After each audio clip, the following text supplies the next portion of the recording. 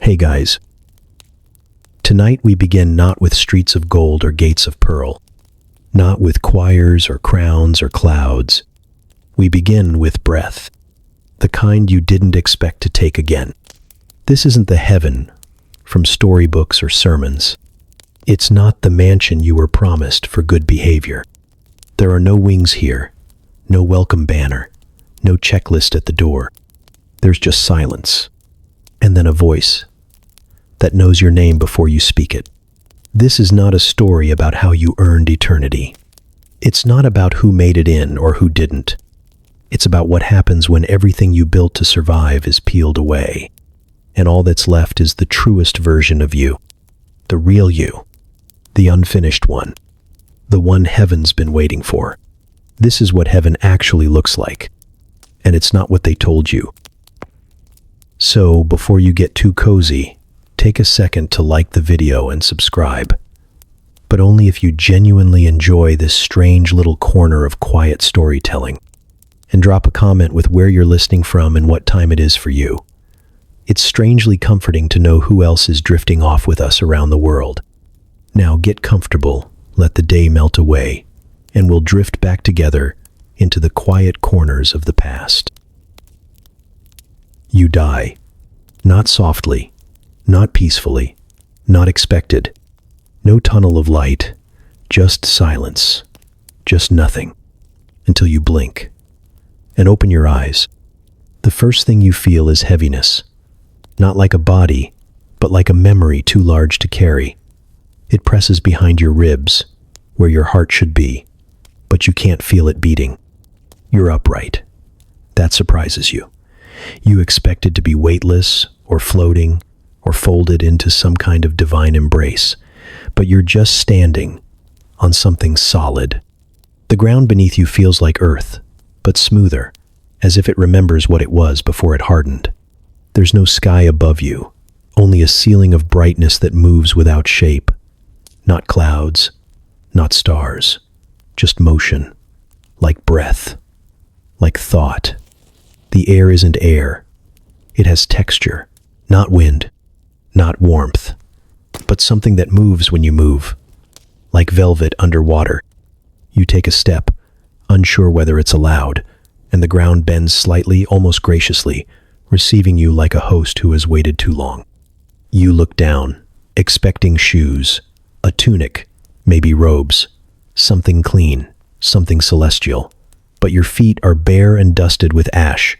Your clothes look like what you wore last, a shirt, faded denim, a tear near the cuff you meant to fix, and never did. You are entirely yourself, right down to the hangnail on your thumb. No glow, no robe, no halo, just you. The real kind. The kind that forgot to pay bills and lost your temper and sometimes prayed without really believing anyone was listening. You spin slowly, half hoping for someone to appear. A face you know, a relative, someone from the songs or the sermons. But you're alone. Alone, but not unwatched. You feel it first like a hum in the base of your spine, then in the pit of your stomach, then finally in the skin on your arms, as if the air itself is leaning in. Something sees you, not with eyes, with knowing, like it's reading you in a language older than sound. You try to speak, to ask a question, maybe two. Where am I? Am I dead? Is this it? But your throat tightens. Not with fear, with reverence, with the crushing awareness that language might not be welcome here unless it means something. So you stay quiet, you listen, you wait. A sound emerges in the distance. Not music, not voices. Something between thunder and a heartbeat, repeating at irregular intervals, like the rhythm of a world still waking up. You follow it, though nothing tells you to. The horizon curves in a way it shouldn't, as though space is folding and unfolding with every breath you take. The sky begins to shimmer, then stutter, then fracture. Not in pieces, but in layers, like a curtain being drawn back slowly, letting in something you were never meant to see all at once. You catch glimpses through the fractures. A tree with roots that vanish into nothing. A river that runs upward into flame. A mountain that breathes in silence. None of it makes sense, but none of it feels wrong. This place does not obey the rules of gravity, time, or story. It's not linear. It's not safe. But it's not cruel either. It just is. Then, a voice. Not booming, not tender, just there. All around you and inside you, and somehow underneath everything you thought made you you. It says nothing you understand, but still, you feel named. As if every lie you've ever believed about yourself is being held up to the light and found wanting. You feel your secrets wrinkle. Your performances unravel. You are being seen, not for what you claimed or wanted to be, but for what you are. Strangely, it doesn't hurt. It should, but it doesn't. It frees you. You fall to your knees, not because you're overwhelmed, but because you've just remembered what it feels like to be true. And somewhere behind the brightness, beyond the folds in the sky, you hear laughter. Not mocking, not distant. Laughter like recognition, like reunion, like someone who's been waiting for you to stop pretending. You were told this place would be streets of gold, gates of pearl, choirs in white robes singing songs you already knew. But this is something else, something wilder, something weightier, something terrifying in its kindness. You have not arrived. You have begun. You're standing, not floating. There's weight in your heels, grit beneath your toes, something solid that presses back when you press down. You expected the ground to glow, to shimmer like the children's book said, but it doesn't. It shifts, cracks slightly, releases a soft pulse, like the earth is alive beneath you, and maybe it is. It's not white, not gold, not clean. It's dark, like scorched stone after lightning. And yet, it doesn't frighten you. It's not clouds. It's terrain. Raw, endless, alien, real. The horizon bends like a question, too far to grasp, too wide to frame. Mountains lean like giants, frozen mid-step. Fields stretch out like open wounds and bloom in colors you've never seen before. Colors that have weight, colors that hum. There are no streets, no mansions, no gates, just wilderness wrapped in holiness, untamed and waiting. The air is thick with memory and something else you can't name, like mourning maybe, or longing that never learned to speak. You turn in place slowly, trying to make sense of it, trying to anchor yourself to something familiar. There are structures in the distance, but they're not made of stone or steel. They look like ideas given shape, theology turned to architecture. Some rise like cathedrals, but without windows or doors, just openings in space that breathe in and out. One pulses like a heartbeat. Another hums like a chord that never resolves. Everything here has a kind of music, but it's not for you. Not yet. You're still tuning. Heaven does not shimmer. It breathes. Each gust of wind feels deliberate, as if the air itself is aware of your presence. It moves around you, not against you, not past you, but with you. You inhale, and it doesn't just fill your lungs. It fills your questions. It fills your scars. It reaches into places you didn't know were empty. There's no scent you can identify, but it reminds you of childhood, of dusk in late summer, of rain hitting warm stone, of your mother singing when she thought no one was listening. There's light here, but no sun. It's ambient, diffused, as though the brightness seeps from the soil itself. Shadows exist, but they don't behave. They don't stretch away from you. They curl toward you, soft and slow, like they're trying to remember who you are. You reach out to touch one and it coils up your wrist. Not cold, not warm, just aware. It doesn't cling. It just waits, then slides back into the ground like water returning to the sea. In the distance, something calls. Not with a voice, not even with sound. Just a pull, a slight tug in your chest, like gravity has learned your name. It doesn't hurt. It doesn't demand. It just is. You try to resist, but your body leans anyway, as if some buried part of you already belongs there. You take a step. The ground softens slightly, welcoming but firm. Each step leaves a faint mark that glows for a second, then fades, not erased, just absorbed. You realize something as you walk. This place doesn't adjust to you.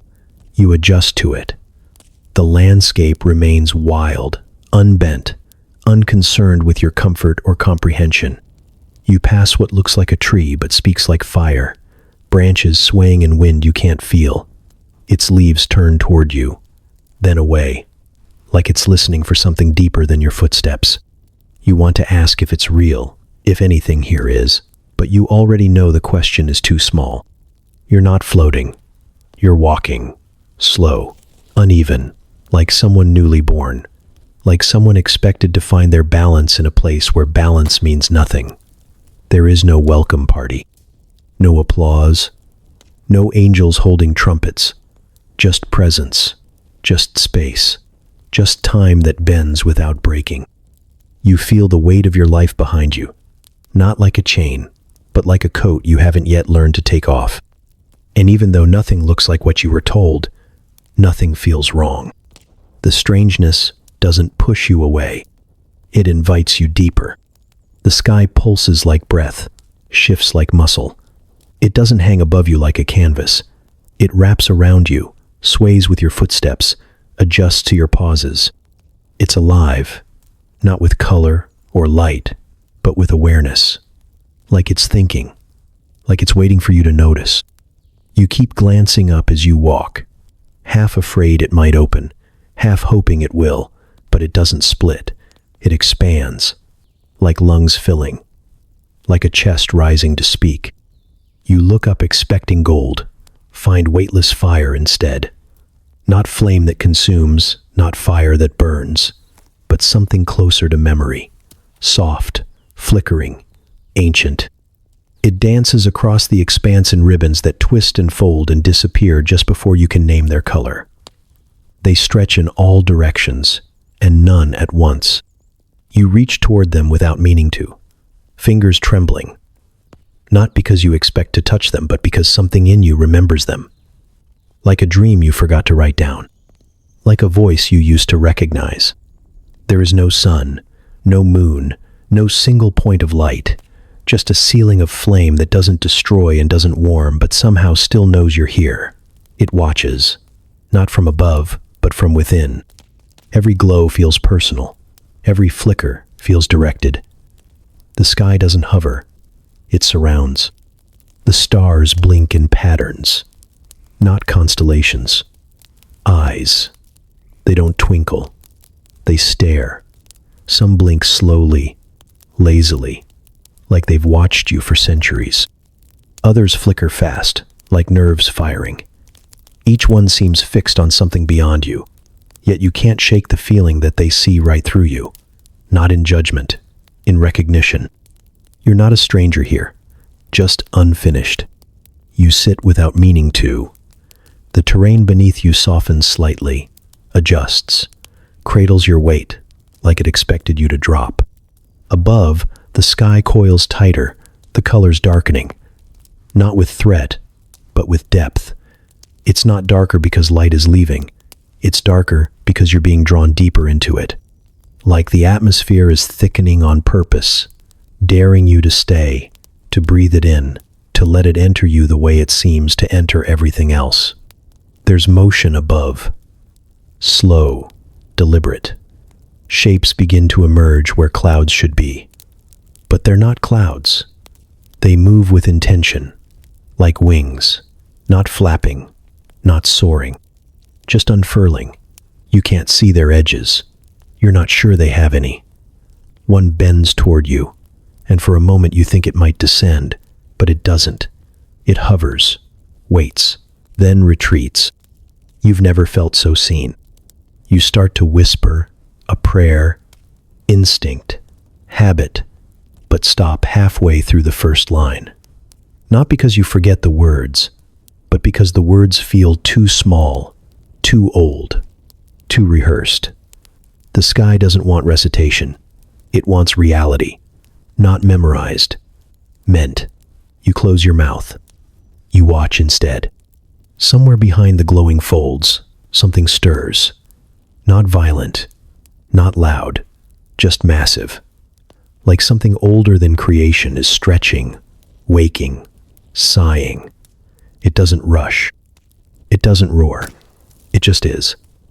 And you're close enough to feel it press against your chest, slow and steady, like waves from a tide you can't see.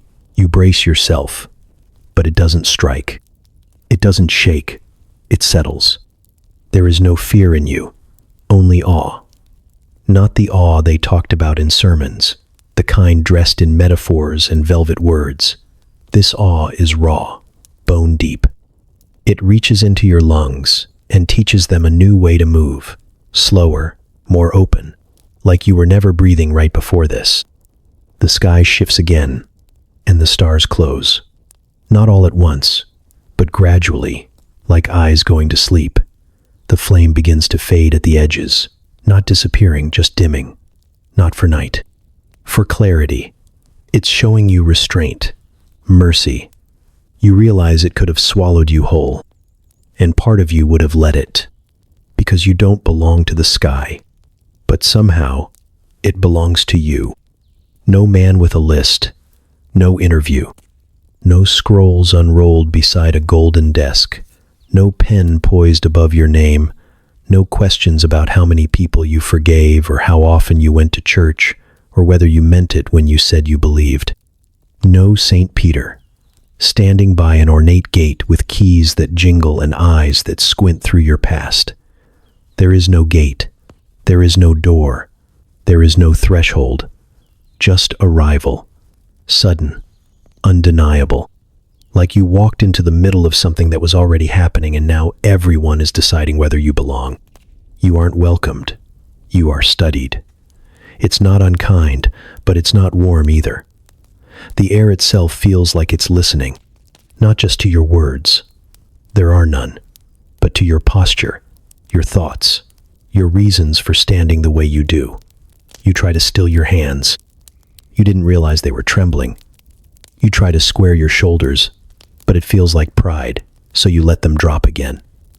There is no smile waiting for you here, no trumpet, no embrace. Just awareness pressing from every direction, quiet and slow and inescapable. A figure watches you without blinking, not judging, just waiting. You don't know where he came from. One moment the landscape was empty, and the next he was standing there, unmoving.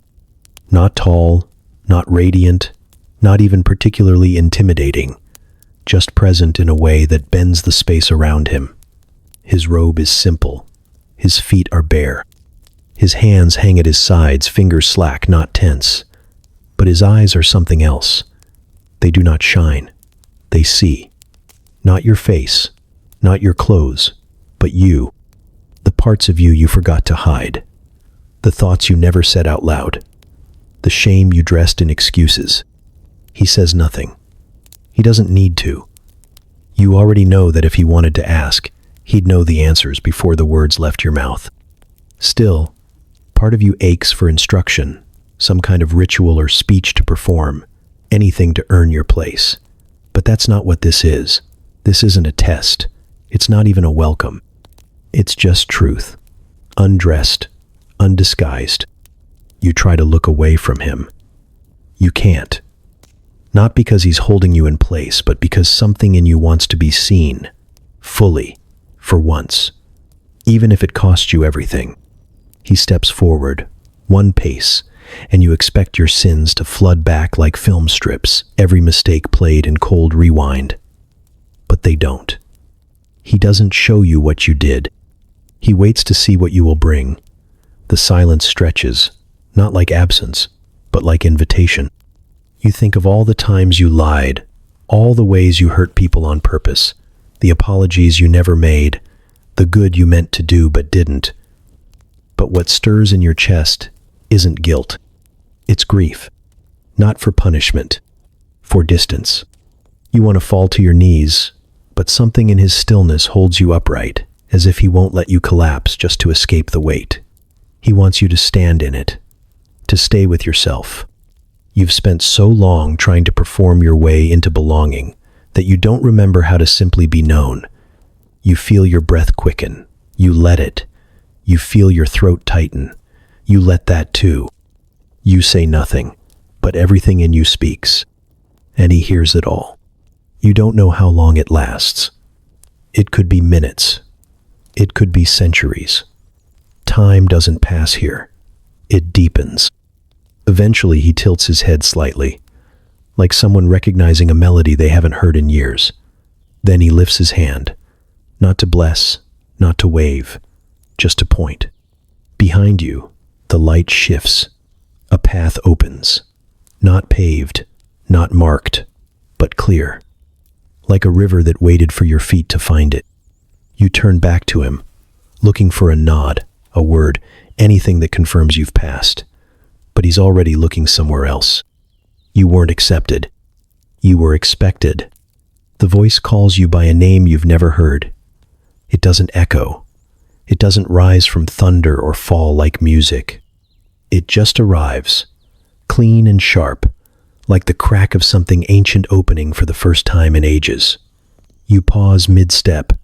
Your whole body stutters like it's been touched at the root. You know that sound wasn't meant for your ears, but your bones heard it. Your blood did. And it stirs something you didn't know was buried. It's not your name. Not the one your parents whispered into blankets or yelled across fields. Not the one written on ID cards or stitched into jerseys. Not the one lovers once murmured against your neck or bosses mispronounced in meetings. That name, the one you carried your whole life like a label and a leash, doesn't fit here. It hangs loose now, fades, almost offends. But this name, this new name, slides into you like truth, like memory, like something that was always waiting beneath the noise of titles and nicknames and expectations. It cuts through all of it, quiet but devastating. It doesn't make sense to your mouth, but your soul answers before you can stop it. You fall to your knees. Not out of worship, not from fear, but from recognition. It's like finding a photograph of yourself you don't remember being taken, but you know exactly when it was. A version of you before distortion, before guilt, before you shaped yourself into what the world needed and forgot who you were before it asked. The name pulls something to the surface. You don't want it to. It's raw and soft and still bleeding, but it comes anyway. Every time you lied to fit in, every time you dulled yourself to avoid rejection, every time you swallowed truth to be loved, all of it shivers inside you as this new name touches the parts of you you abandoned. You want to cover your ears, but the sound isn't coming from outside you anymore. It's rising from within. It hurts and heals. You didn't know a name could do both. You didn't know it could expose and restore in the same breath. You feel undone, like the stitching that held your image together is unraveling, thread by thread, leaving you naked in something deeper than light. You brace for shame, you brace for judgment, but none comes. Only stillness, only a hand, somewhere you can't see, reaching through the silence and holding your heart open like it's holy. The name isn't long, it isn't grand. It doesn't sound like divinity. It sounds like home. And in it, you hear everything that's ever been missing. You hear the laughter you stopped letting out because people didn't understand it. You hear the innocence you thought you lost when life taught you to hide. You hear the strength that doesn't need to roar, and the softness that doesn't apologize. You hear your beginning, your real one, the one before disappointment put armor over your chest. You lift your face. The world around you hasn't changed, but you have. The trees still hum, the sky still moves, the ground still breathes. But now they're reacting to you, like they recognize the name too. as if they were holding their breath, waiting for you to remember who you were before the forgetting. You try to say the name out loud, to repeat it, to keep it from slipping, but it's not meant for your mouth, only for your being. Saying it would shrink it, naming it would limit it. You don't need to hold it. It's already holding you.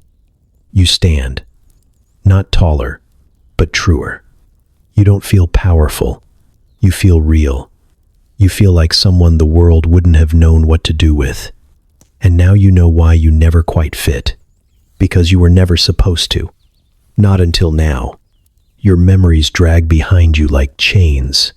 Not metal, not clanging, but quiet and heavy, like fabric soaked through with rain. You feel them every time you take a step. Moments you forgot you were holding, faces you thought time had erased, words you wish you could take back, but never did. They don't tangle around your feet or choke you at the throat.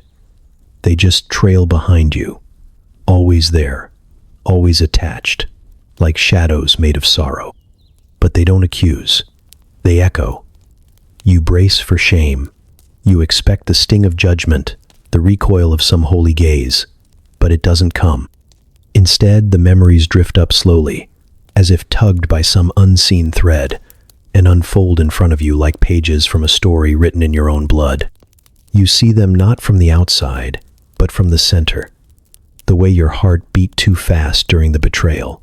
The ache in your stomach the moment you realized you disappointed someone who trusted you. The quiet relief you felt when you got away with it. The scenes don't shout. They don't rewind on loop. They sit with you, patient and whole, asking only to be seen. One appears from the dust. Your father's voice cracking the night he needed you, and you walked away. Another floats to the surface. Your child's face, eyes filled with confusion you mistook for rebellion. A woman's silence after you spoke carelessly. Too quick, too loud, because you were hurting and didn't know how to say it. The memory doesn't shame you. It doesn't slap you. It just waits, and something in you bends beneath the weight of being understood. You reach out to touch one, just to see if it will vanish. It doesn't. It holds steady, shimmering with the dull light of truth. Not beautiful, but sacred. You feel it vibrate, not with anger but with ache. Not all these moments were wrong. Some were just unfinished. Some were stitched with love but pulled apart by fear. And now here they are, not to condemn, but to guide. Regret isn't punishment here. It's a compass.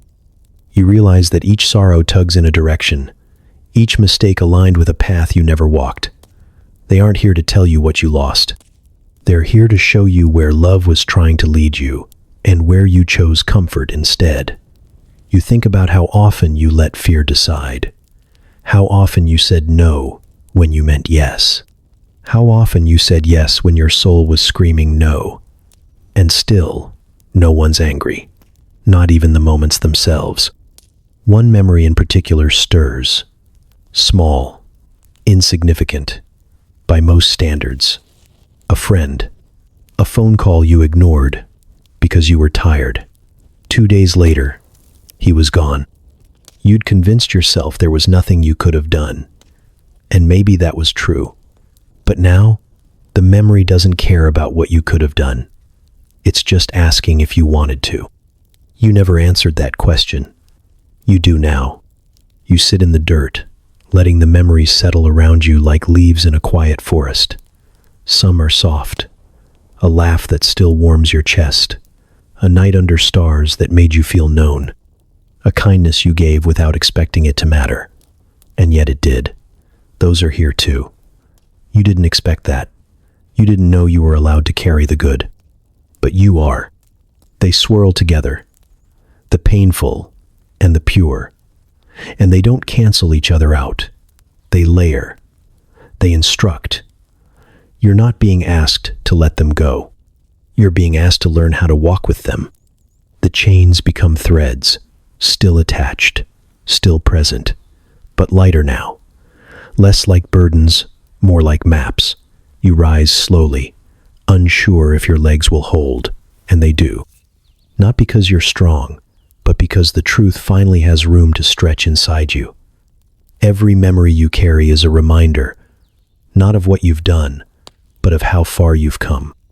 And heaven doesn't erase them. It redeems them. Souls bloom from the soil like trees. They don't rise. They don't walk. They simply emerge, slowly, steadily, as though the ground had been holding them all along, keeping them rooted and waiting. Their forms are not quite bodies, not quite light. They shimmer at the edges, like fire seen through tears. You can't tell where one ends and another begins. They're tall, ancient, and impossibly still, yet the air around them swirls as if responding to some rhythm you can't hear. You stop walking without meaning to. The silence in this place sharpens. It's not empty. It's dense. It hums low beneath your ribs, like the quiet before a confession. The faces begin to turn. Not all at once, but one by one, like petals tilting toward the sun. You expect them to speak, to call out, maybe even weep, but they don't. They just look at you. Each one stares with something between memory and prophecy, as if they're watching a story they already know the ending to and still choosing to care how it unfolds. You feel your stomach drop. There's no place to hide in a gaze like that. These aren't strangers. They're not random souls in some celestial field. They know you. Not your name, not your job, not the smile you gave in grocery store aisles or the voice you used on the phone when you needed to sound okay. They know the secret parts, the flinching parts, the parts you edited for approval, and worse. They know what you did. You realize some of them are people you hurt. The recognition comes not from their faces. They've shifted, grown, become something beyond flesh, but from your chest, your gut, the parts of you that remember every wound you caused more clearly than you admit. One soul in particular leans slightly forward. The shape of her eyes catches in your breath. You don't know her name. You never did. She was just someone you brushed past, someone who needed a word you withheld, someone you forgot the moment you turned away. But she didn't forget. You brace yourself for blame, for anger. You deserve it. You expect her to step toward you, to ask why, to show you what your silence cost her. But she doesn't. She simply holds your gaze. Not to punish, to remind. Her presence carries no vengeance, only weight. Another face rises to your left. This time, you do know him. A boy you bullied in school. The jokes you made still echo in your mind, distorted through time but sharp enough to wound. You thought they were harmless back then. You even laughed. But now his face holds a stillness that swallows you. Not fury, not pain, just stillness. Like he already forgave you, but wants you to see what it took from him. You open your mouth, wanting to say I'm sorry, but the words won't come. Not because you're not sorry, but because you've never said it and meant it like this before. You want to drop your eyes, but you don't. You can't. Because something in you knows this is sacred. This moment, this field, these faces, they are not here to shame you. They are here to teach you what your life actually touched. Not the parts you celebrated or curated or measured in followers. The parts you never counted. The people you didn't think mattered. The words you forgot, but they didn't. One by one, the souls begin to turn back. Their faces soften, blur, fade slightly at the edges, like mist dissolving into morning. They do not linger. They do not scold. Their very presence was enough. And as they fade, something takes root in their place. Not regret, not guilt, responsibility, the kind that doesn't crush, the kind that humbles. You walk forward, slower now, the ground beneath you pulsing with the memory of faces that once bore your name in the quiet of their pain. You know you can't go back, but somehow you've been changed. Because they looked at you, and they didn't look away. A flame speaks, not in words, in knowing. It doesn't burn, it doesn't flicker. It holds steady, motionless in the still air like it exists in its own law of gravity. It rises from no source. No wick, no wood, just fire suspended in space. And yet it feels older than anything you've seen here. You don't walk toward it. You're drawn. Like a thread inside your chest is being pulled gently forward. You could resist, but you don't want to. Something about it feels necessary. The closer you get, the more the temperature shifts. Not hotter, but heavier. The flame doesn't cast a shadow, it casts memory. It doesn't glow so much as pulse, like a heartbeat made of light. And when you stop in front of it, it sees you. You don't know how you know that, but you do. It's not looking at your body, or even your face. It's reading something deeper. The flame doesn't flicker. It waits. And then it shows you one moment. Not your worst. Not your best. Just honest. It doesn't ask for permission. It just brings it forth. The air around you ripples, and suddenly you are inside the memory. Not watching from above, but standing in it. The sounds return first. The scrape of a chair. The low hum of a television. Your own breath. Shallow. Too fast. You recognize the day. You remember what happened. You didn't think it mattered. It was a Tuesday. Late afternoon. You had the chance to tell the truth, and you didn't. Not a lie exactly, just the choice to stay quiet when your voice could have changed everything. A conversation was unfolding in the room about someone not there. You knew what was being said wasn't fair. You knew the story was warped, bending the facts until they barely resembled reality. You stayed seated. You stayed silent. You looked down at your hands and waited for it to pass. And it did. But it left something behind. The flame doesn't judge. It doesn't rewind the scene to punish you. It simply holds it in place, letting you walk around inside the weight of what you didn't do. The room smells exactly as it did. There's coffee on the table, a jacket draped over the back of the couch, a voice laughing in the hallway. Someone innocent, someone unaware that their name was being reshaped into something smaller. The memory tightens in your chest, not because it was catastrophic, but because it was ordinary. That's what hurts the most. It was just a moment, just a few seconds. But in those seconds, you chose yourself over truth, comfort over courage. You told yourself you didn't want to make it worse, but the truth was, you didn't want to feel uncomfortable. The flame flickers once, not like wind touched it, like truth did. You are asked, where were you in this moment? The question doesn't come from a mouth. It comes from inside the fire, from inside the memory, from inside you. It lands like a bell rung in your bones. You open your mouth to speak, but there's nothing to say. You were there. That's all. And that's not enough. You realize you weren't absent. You were hiding. You think of all the times you told yourself you were a good person because you didn't hurt anyone. But now you see it. How sometimes the deepest wounds come from those who simply looked away. How damage can be done not just with fists or lies, but with silence. The moment fades slowly, like dust settling. The flame stays. It doesn't rage. It doesn't consume. It burns with purpose. And somehow, after all that, you don't feel damned. You feel invited. Not to justify. To become.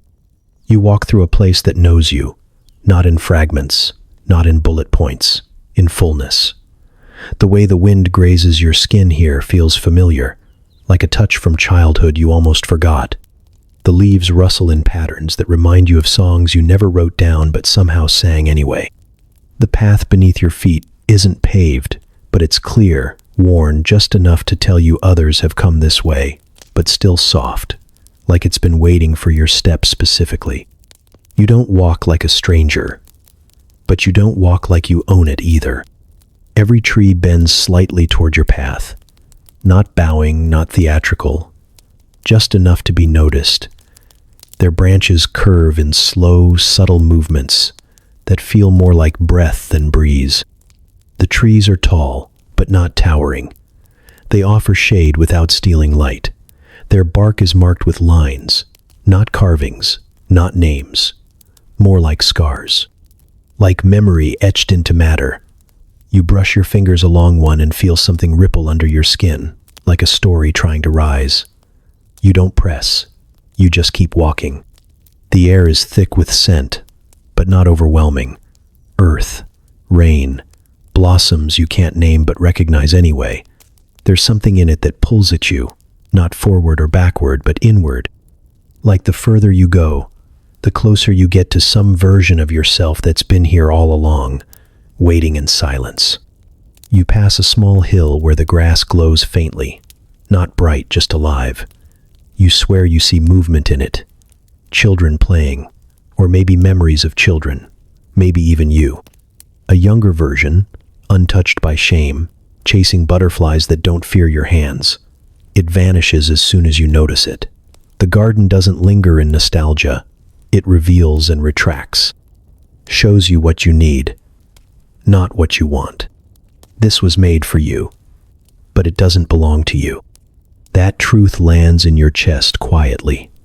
It's not rejection, it's reverence. You are welcome here, but not in charge. You don't shape the garden. The garden shaped itself around who you truly are. Not who you've performed, not who you've pretended, but the core of you that lived beneath every compromise. That part was known before you ever spoke a word, and this place was formed with that knowing. You kneel by a pool. The water is impossibly still, like glass before the wind. It doesn't reflect your face. It reflects your essence. You don't see features or flaws. You see moments. Laughter you gave away, tears you didn't apologize for, prayers you whispered while gripping the edge of your bed, unsure if anyone was listening. The water doesn't judge. It simply remembers everything. And somehow, you're grateful it does. A breeze carries the scent of something blooming. You follow it without thought. It leads you to a grove where vines twist upward, dancing around invisible ladders. In the center, there's a tree that feels older than time. You step closer and feel its presence hum in your bones. Its leaves are translucent, veined with light.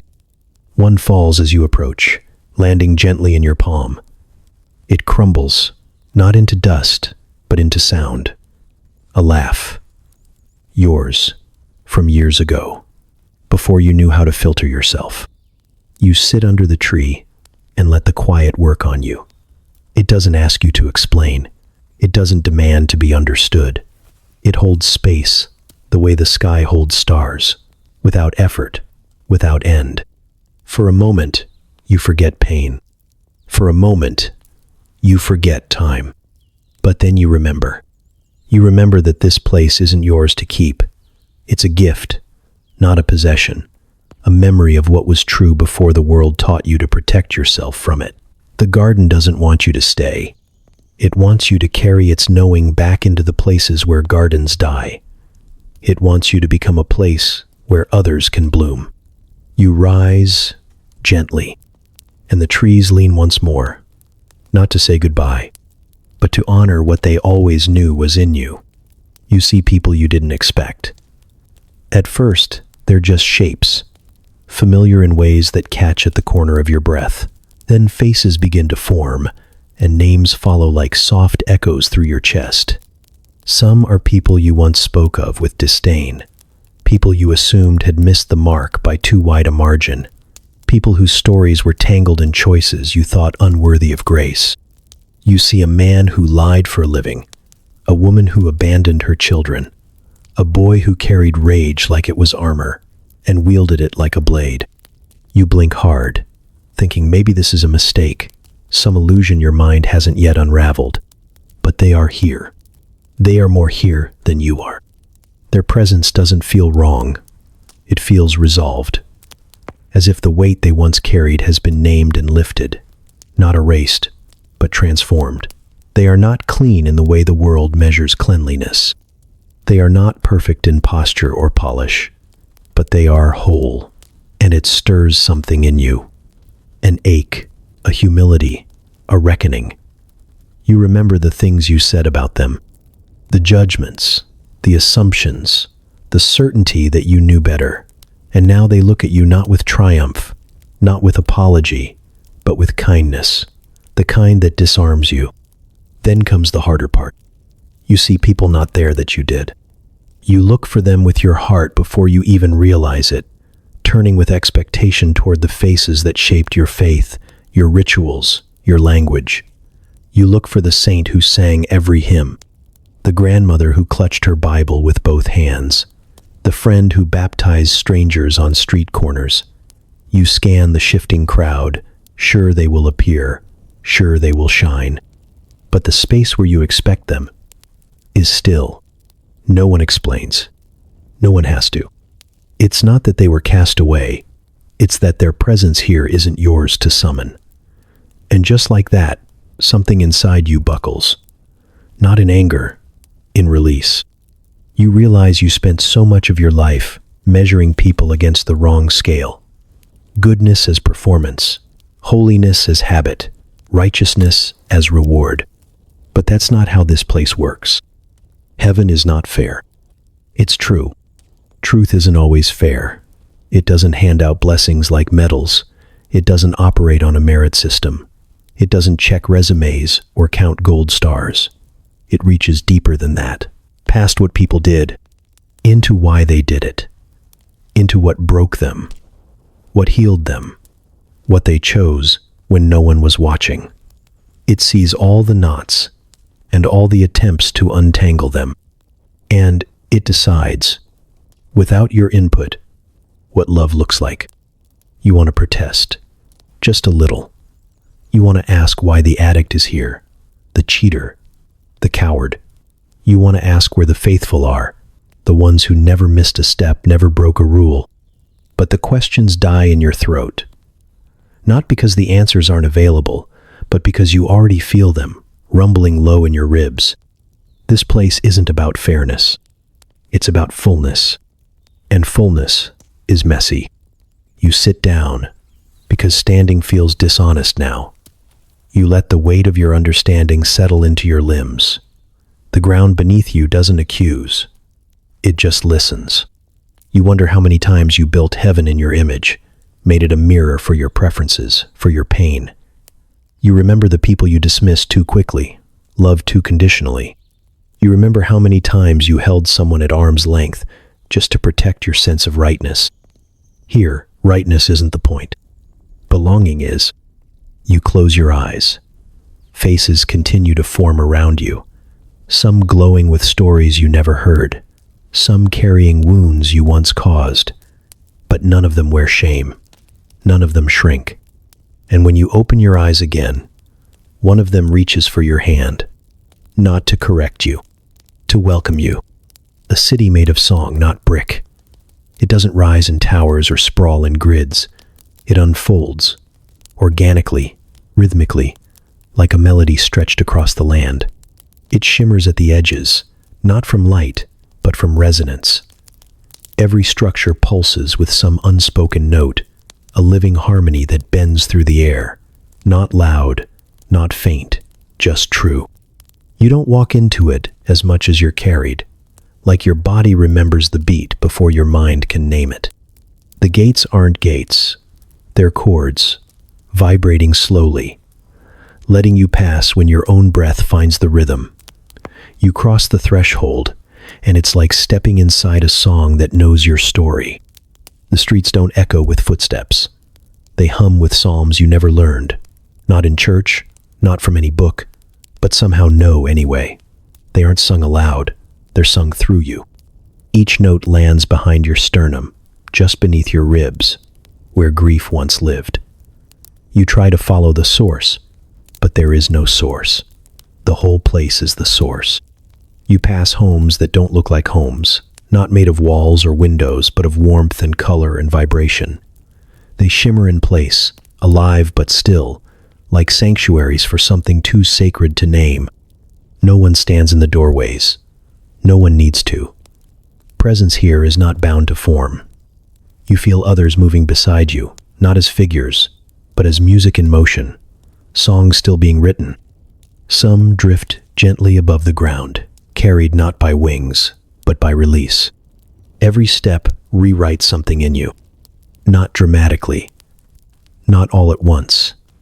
More like threads being pulled loose from a tangled fabric, strands of sorrow unwinding one by one. You feel it in your spine, your hands, your teeth, the tension you carried for decades without realizing it, loosening with every footfall. There's no ceremony, no declaration, just soft undoing. The song doesn't ask for your permission. It simply finds the parts of you that were false and sings them away. You pause at a corner where the melody changes. Lower, slower. The air thickens with reverence. A fountain stands at the center of a circle, but it flows not with water, with sound. You hear stories pouring from it.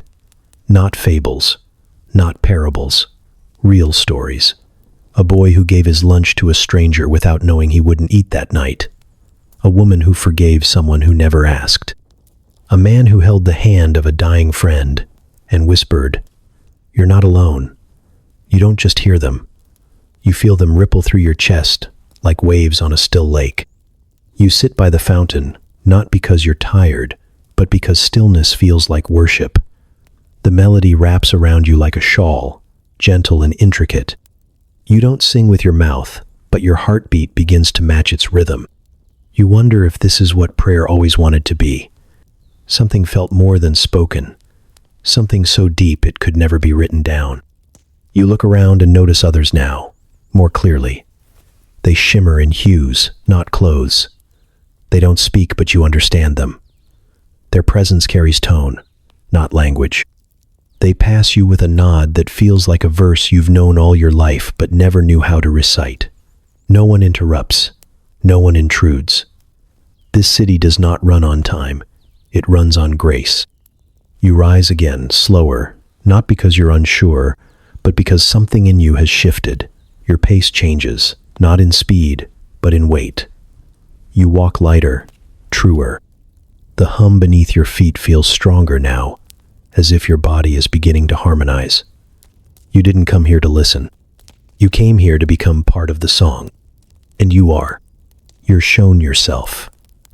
Not as you appeared, but as you were meant to be. It doesn't happen all at once. There's no curtain lifted, no spotlight casting shadows. The moment arrives quietly, like morning creeping across a windowsill. You turn, and it's there. Tall, still, shimmering with something deeper than reflection. Not glass, not silver. Just surface that breathes. It pulses faintly, as if alive, as if it's waiting for you to remember. You hesitate. You already know it won't show your face as you knew it. It will not flatter. It will not lie. It has no use for vanity or shame. You step closer, and your breath catches. Not in fear, but in preparation. Something in you already knows what's coming. Something in you has longed for it. The mirror doesn't reflect your image. It reveals your essence. You see yourself, not the way you looked in photographs, not the way others described you, not the way you presented yourself when you were trying to be strong or clever or enough. This is you without distortion, without protection.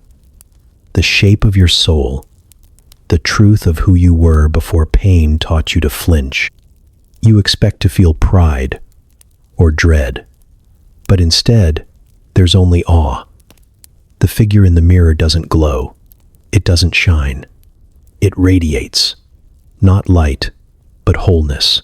You can't look away. You don't want to. You see compassion in the curve of your mouth, strength in the lines around your eyes, a wild, unbroken kind of gentleness that makes you ache.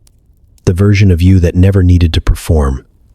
The version that knew how to love without bargaining, without keeping score. You didn't know you were allowed to be that beautiful. And then it weeps. The mirror cries first. Not loudly. Not tragically.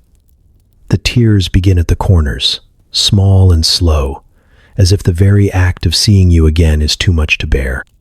The drops fall without sound, and yet each one lands like a memory. Soft, weighty, full. The mirror doesn't grieve. It misses. It missed you. You feel something in your chest unravel. You step closer until your hand almost touches the surface. The warmth radiates through your palm, through your wrist, up your arm. You lean in. You don't ask for forgiveness. You don't beg to be understood. You just let yourself be seen, fully, finally. And then the tears come. Yours. Not from shame, from recognition. You cry because you forgot. You cry because this version of you, the unguarded, unedited one, was there all along, buried under years of fear, approval-seeking, pretending, surviving. You cry because you know now what you were meant to become, and how often you believed you weren't enough to try. The mirror doesn't flinch. It doesn't turn away. It keeps weeping with you. Not out of sadness, but out of reunion. You think about every time you said I'm fine when you weren't. Every time you said I don't care when you did. Every time you wanted to be held but chose to be strong instead. This version of you never needed any of that. It was already worthy, already whole. And for a moment, you allow that to be true. You don't ask the mirror why you weren't always this. You already know the answer, because the world didn't know how to receive it.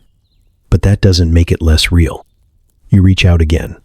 This time your fingers touch the surface. It doesn't feel like glass. It feels like breath, like time, like the heartbeat of something divine. It doesn't shatter. It doesn't dissolve. It stays, steady, certain, familiar. You step back, not to leave it behind, but to carry it with you.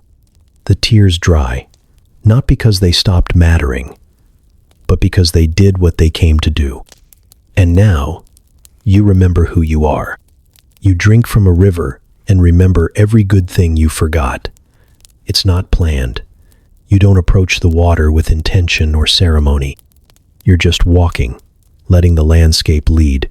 When the sound draws you in, a slow, steady hush, not rushing, not idle, but moving with purpose. It winds through the valley, like a breath held too long and finally exhaled. The river itself is clear, but not colorless. Light dances beneath its surface, gold and blue and something deeper, almost violet, something you've never seen with your eyes but somehow know from somewhere inside your chest. You kneel beside it. The banks are soft, the grass cool beneath your hands. You lean forward and the scent hits you first, like rain before it touches ground, like linen left in the sun, like wildflowers you never picked but always meant to. You cup the water in your hands without hesitation. It holds its shape for a moment, like it's letting you see it, like it wants you to know it's more than liquid. Then you drink. It tastes like childhood, laughter, surrender. Not just one childhood, not just yours. Childhood itself. The way you used to run for no reason. The way your body trusted the earth. The way joy came without warning and stayed longer than it should have. You remember a day you climbed a tree and scratched your arm but didn't care because you could see the whole neighborhood from the top. You remember falling asleep on a car ride home, the seatbelt tight, your mother humming under her breath. You remember laughter so deep your stomach ached, and you didn't try to stop it. The water keeps moving, but something in you stills. Time folds. You feel years wash through you. Years you survived, yes, but also years you lived in ways you never let yourself remember. The softness, the lightness, the parts of your story you left behind because pain spoke louder.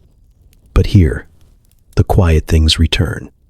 You remember hands you held without thinking, letters you wrote and never sent, but meant every word of, music that made you close your eyes and disappear into something bigger.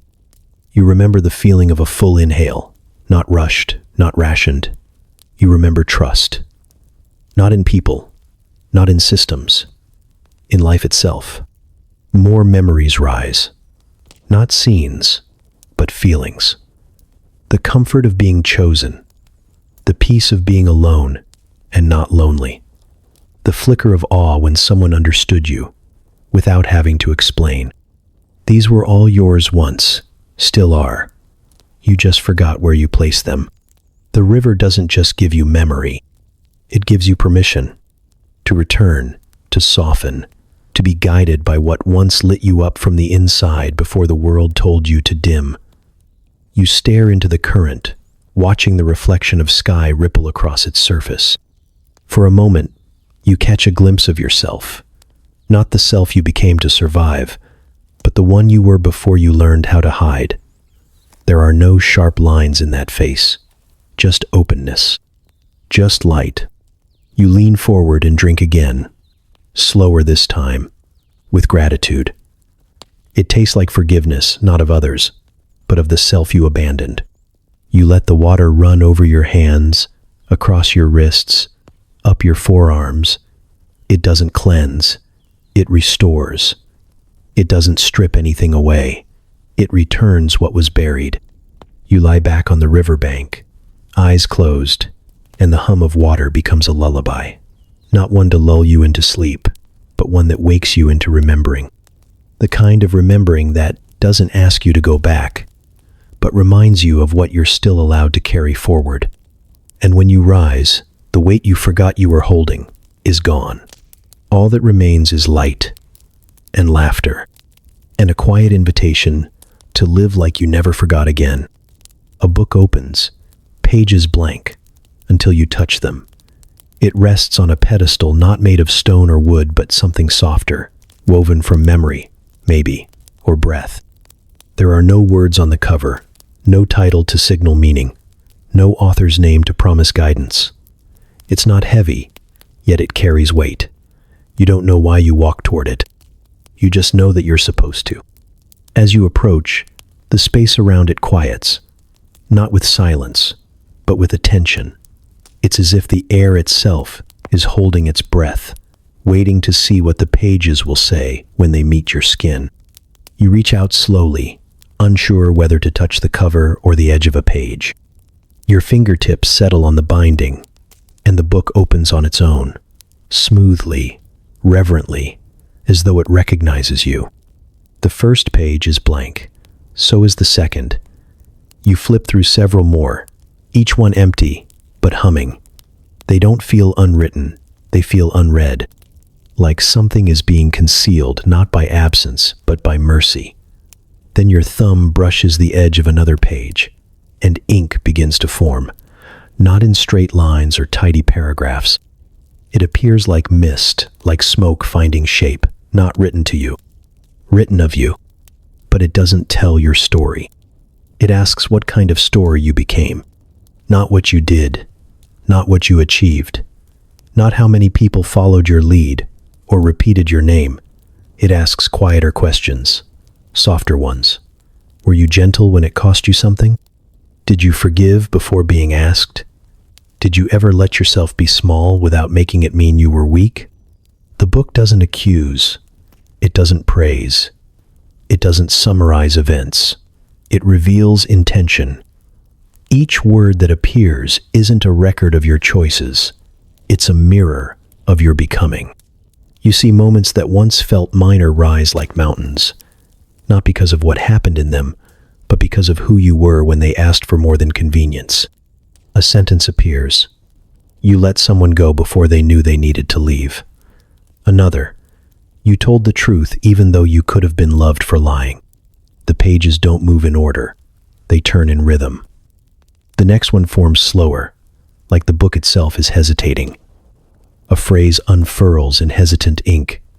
You chose silence when truth was aching to be born. The words don't cut. They don't haunt. They linger, patient and steady, until you're ready to read them aloud, not with your mouth, but with your heart. You realize the book is not just recounting who you were. It's revealing who you allowed yourself to become when no one was watching. You keep turning. More words appear. Some glow softly, as if blessed by sorrow that you turned into kindness. Some tremble, unfinished. Choices left half-made. Love you didn't let in. You begin to feel something between regret and gratitude. You want to close the book, but you don't, because somewhere in it, you see a sentence you weren't expecting. You stayed soft. That's all it says. 3 words. No explanation. No crescendo. But something in them undoes you, because you remember how hard the world tried to turn you into someone else. How often you thought strength meant being untouched, unreadable, unshakable. And yet here it is, the story you became. You stayed soft. The final page turns on its own. No words appear. Just a glow. Dim, pulsing, alive. You reach toward it, not to close the book, but to say thank you. The light spills onto your hand. It doesn't burn. It blesses. Like the story knows it's still being written. And so do you. Strangers walk up to you smiling. Not the kind of smile meant to welcome or impress, but the kind people wear when they've been waiting a very long time for someone to arrive. Their faces are unfamiliar, but the feeling they carry is not. It's deep, warm, like sunlight slipping between your ribs. You don't recognize their names. You don't remember their voices. But the moment they look into your eyes, something stirs in you like a chord struck in the base of your spine. Like home, though you've never met. They prayed for you. You never knew. You feel the words before they speak them. It comes in waves. Images of dark rooms and quiet hours. Their hands folded, their breath catching on syllables whispered into stillness. Some of them were alone when they prayed. Some were weeping. Some didn't know your face, only your story, or a piece of it, a headline, a rumor. A single detail passed through the lips of a friend of a friend. But still, they carried you. Named or not, they carried you. One man steps closer. His eyes are soft but shining, like he's seeing someone he always believed would make it but didn't dare assume. You don't know him, but you feel the weight of his words before they land. I prayed for you when you almost gave up. You don't remember the prayer, but you remember the night. You were in your car, fingers trembling, trying to talk yourself down from the edge. The silence was too loud, the pain too precise. You didn't call anyone. You didn't say a word. But across the country, maybe across the world, this man sat in his own quiet and felt a pull. He didn't know your name. He just knew someone needed mercy, and he asked for it. Their prayers shaped rooms you never entered. You begin to see it now. Doorways you walk through that should have been closed. Opportunities that opened just wide enough, not by your doing, but by invisible hands. These strangers, you see them more clearly with every passing moment, weren't just hoping for you. They were building bridges under your feet while you stumbled forward, thinking it was luck or timing or coincidence. But it was them, holding space, holding breath, holding you. A woman touches your shoulder gently. Her voice is quiet but steady. I prayed you'd forgive yourself. Your knees nearly buckle. You remember that moment too. Years spent in your own skin like it was a cell. The shame you carried in the back of your throat.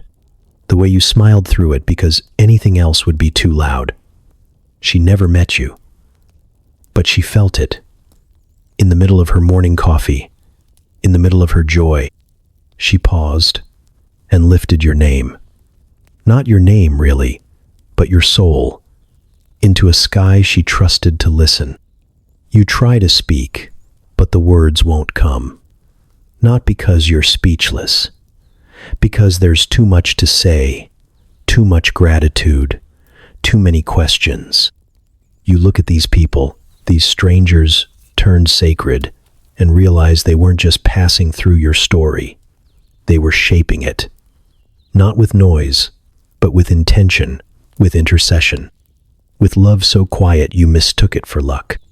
They prayed for your healing before you knew you were sick. They prayed for your strength before you knew you were weak.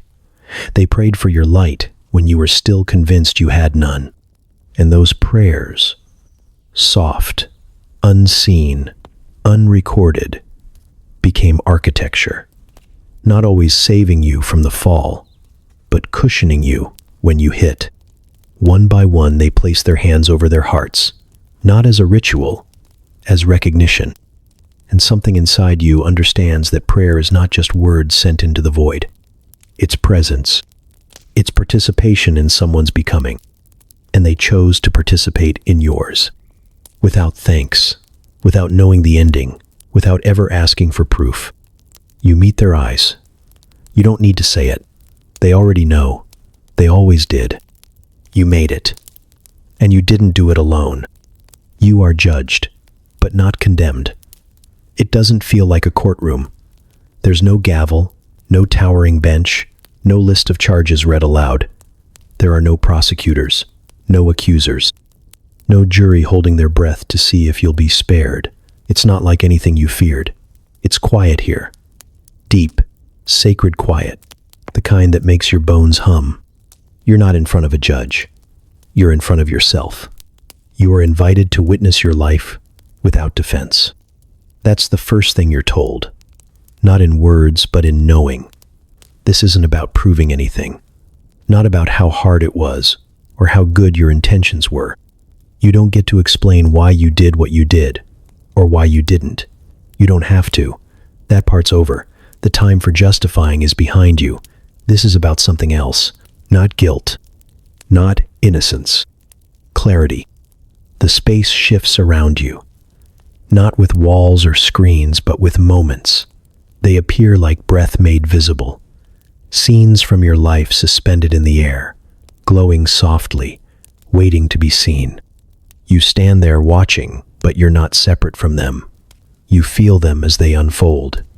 You feel what you felt then, but also what others felt around you. That's the part that breaks something open in you. Not the memories, the echo of them, the ripples you never stayed long enough to feel. A moment surfaces. You see yourself at a dinner table, laughing a little too loud, cutting someone off, mid-sentence. You thought it was nothing, just conversation. But now you feel what they felt. The small shrinking inside their chest, the pause, the thought, maybe what I have to say doesn't matter after all. It was small to you. It was shaping to them. You close your eyes, but the moment stays. You're not allowed to look away. You're allowed only to see. More memories come, not the greatest hits, not the worst failures, just the middle things, the overlooked ones. A morning you ignored a phone call, a stranger you brushed past in anger, a kindness you delayed until it never happened. You thought judgment would be about sin, but it's about impact. It's about the wake you left behind as you moved through your days thinking no one saw. But they did. And now you do too. And still, no one condemns you, even in the aching. Even as the truth peels back every layer you used to protect yourself, there is no voice that says you are beyond love. There is only the steady presence of what's real. You are not being punished. You are being shown what love sees when it looks at the whole of you. Not just the light, not just the darkness, but the effect. Your intentions mattered, but so did the fruit. And yet, every time you think the shame will consume you, something else appears. Grace. Not as a free pass, not as erasure, but as invitation. Grace doesn't undo the harm. It doesn't pretend the pain wasn't real. But it reaches into the middle of the mess and says, you were more than this moment. You were more than your worst reaction. You were always more. You start to cry, not from guilt, but from relief. Because you see now, this judgment is not about tallying failure. It's about finally being known. And once known, being asked, do you want to live truer next time? There's no verdict, no sentence, only a question. And the question doesn't demand a promise. It simply waits. Your narrative is torn open, not with violence, not like a page ripped in rage.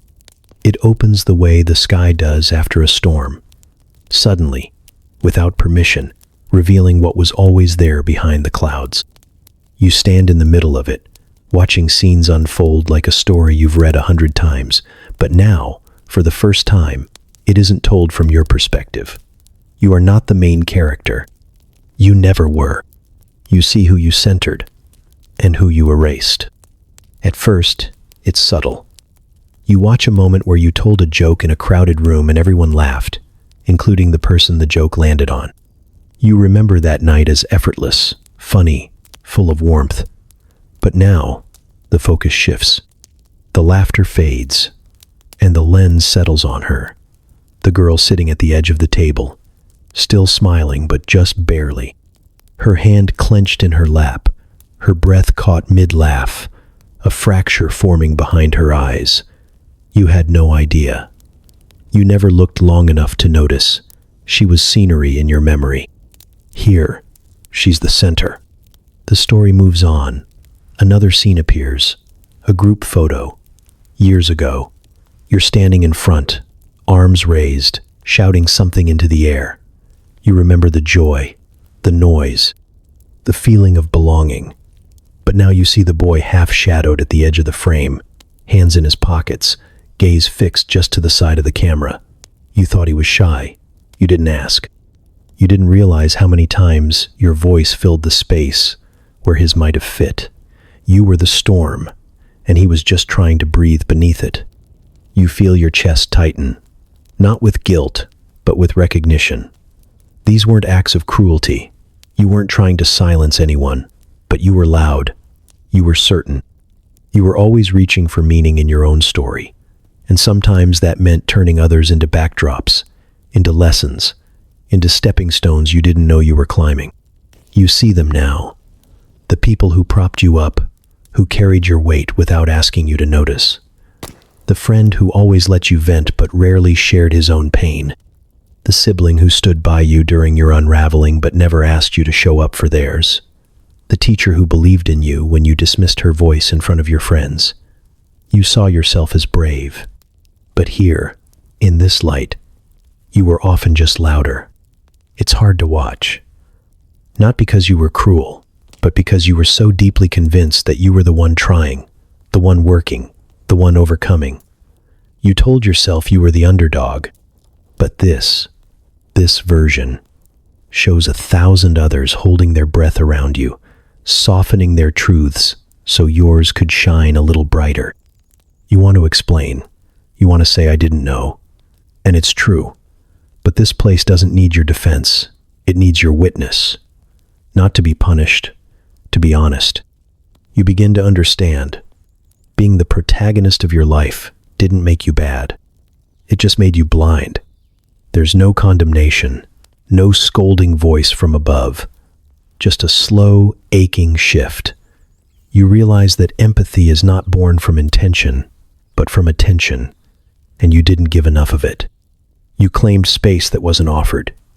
You missed chances to listen when someone was speaking without sound. You stepped back from the unfolding narrative, breath shallow, eyes wide. You feel something soften in your spine, the kind of humility that doesn't shrink you, but reshapes you. You are not the hero. But maybe, just maybe, you're ready to become someone worth remembering, for better reasons. Because now you see the others. And for the first time, you know your story was never the only one being told. You ask why God didn't speak during your suffering. You don't ask it out loud. The question rises on its own, uninvited but undeniable, like smoke from a place you thought had long stopped burning. It's the question that sat beneath every prayer that fell flat. Every night, you curled into yourself and waited for a whisper that never came. You wore silence like a wound, not because you couldn't hear him, but because you believed he had nothing to say. So now, here, in this place beyond time, you finally let the question breathe. Why didn't you speak? The air around you doesn't shift. There is no thunder, no wind, no sudden voice from beyond. Just stillness. A stillness that isn't empty. It's full, like something is listening. And then, not with sound, but with presence, you are shown. Not told. Shown. The first image is small. A hand reaching for yours in a hospital waiting room. You were staring at the wall, waiting for bad news you already felt forming in your chest. The hand said nothing, but it stayed. Warm, steady. You never looked up to see the face. You thought it was kindness, random comfort. But it was him. The next image flickers through your memory like film catching light. A voicemail left by a friend you hadn't spoken to in years. Just checking in. Just saying you crossed her mind. You listened to it once, then deleted it. You were too tired to respond. You never connected it to anything divine. It felt too ordinary. But it was him. You are shown a night when you screamed into the darkness, fists clenched, voice breaking, demanding a reason. The sky did not answer. But moments later, a breeze moved through your window, brushing your skin like breath, and something in you quieted, not fixed, but held. That too was him. He shows you he did speak, just not in words. You start to understand. His silence wasn't absence, it was depth. He didn't use language because your pain was beyond language. He didn't offer explanations because none would have been enough. He spoke in the things that stayed when everything else left. In the arms that wrapped around you at the funeral. In the song that came on the radio, right when your will to continue cracked. In the stranger who paid for your coffee when you were too weary to meet anyone's eyes. In the breath you somehow still drew the morning after your world ended. And not just in others. In you. You see yourself, slumped on the bathroom floor, days unshowered, heart raw. You remember thinking, I can't do this again. But you did. You stood. You moved. Not because you were strong.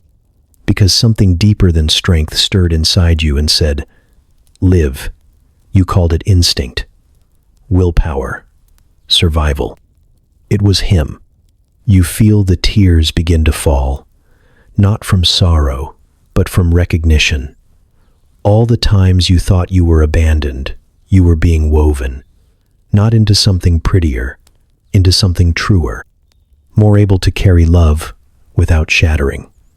More able to hold space for others without demanding to be seen. More able to hear silence and know it can still be sacred. You wanted a voice that broke through the storm. What you got was a presence that never left you in it. And now that you've seen it, now that the veil has lifted, you realize something harder to hold than pain. He was never silent. You just didn't yet know how to listen for the language of mercy. You meet saints. You meet skeptics, all humbled. They move through this place, not with certainty, not with entitlement, but with reverence. Even the ones who wore faith like armor, who memorized every verse, who carried truth like a banner, they walk with heads bowed, eyes wide, voices quiet. They don't shine brighter. They don't stand taller. They're not in charge. Here, they're simply known. You meet a woman who devoted her life to prayer. Her name was spoken with respect down below, quoted, admired. She touched countless lives. But here, she sits in silence, hands open, whispering, I didn't love as freely as I should have. Not in guilt, not in shame, just truth, not a confession, a release. You meet a man who never once stepped foot in a church, who questioned everything, who lived most of his life, unsure whether any of it mattered, but he's here, not by accident, not because he cracked some secret code at the last minute. He's here because somewhere in the quiet of his questions, he chose to care anyway, to show up for people, to give when no one asked, to believe in something good, even if he couldn't name it. His doubt didn't disqualify him. It shaped his kindness. They all say some version of the same thing. I thought I had to be more. Not holier, not cleaner, just more. More loving, more obedient, more fearless. They carried their lives like an audition, their failures like disqualifications. And yet now they stand, shoulder to shoulder, not sorted, not ranked. No one has medals. No one carries scrolls of achievement. There are no gold robes, only light, only presence. Only the ache of realizing that grace had been trailing them the whole way, unnoticed. You see them touch the walls of this place with trembling fingers, as if afraid it's all still too much. They weren't good enough. They know that now. Not because someone told them so, but because they've seen it with their own eyes.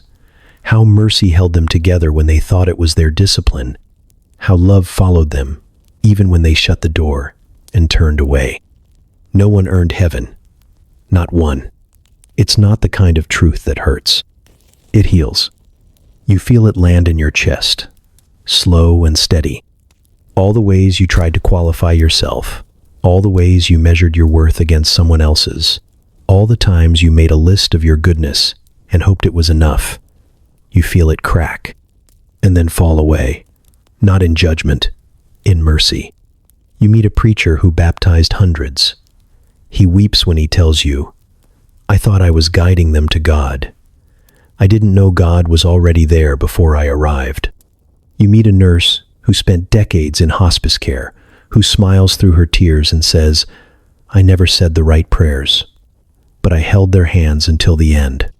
You meet a boy who died too young, who never had the chance to prove anything, but he's here, glowing with joy, no longer asked to explain his existence.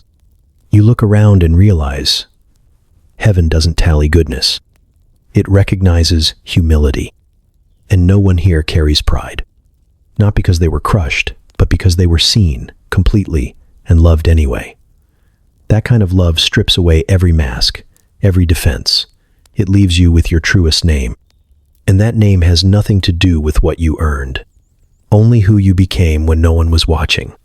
You sit with the saints and the skeptics, the poets and the doubters, and not one of them claims to deserve this.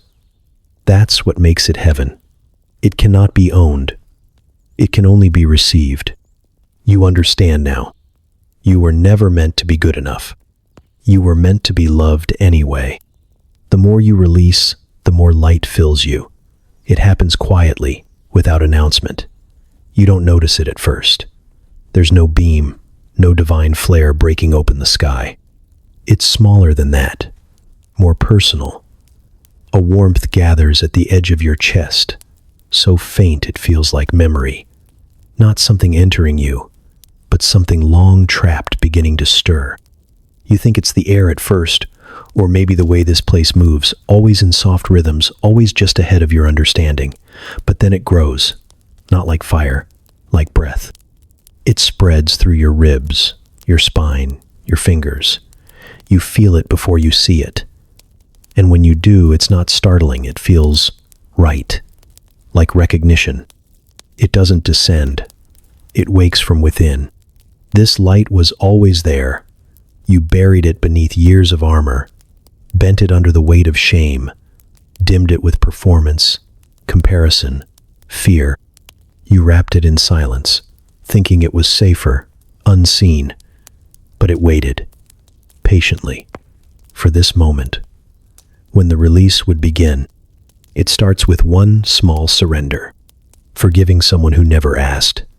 You feel that moment again, sharp and unhealed, and this time, you let it go. Not because they deserve it, because you don't want to carry it anymore. The light pulses, warmer now. You inhale, and something softens. Then another release.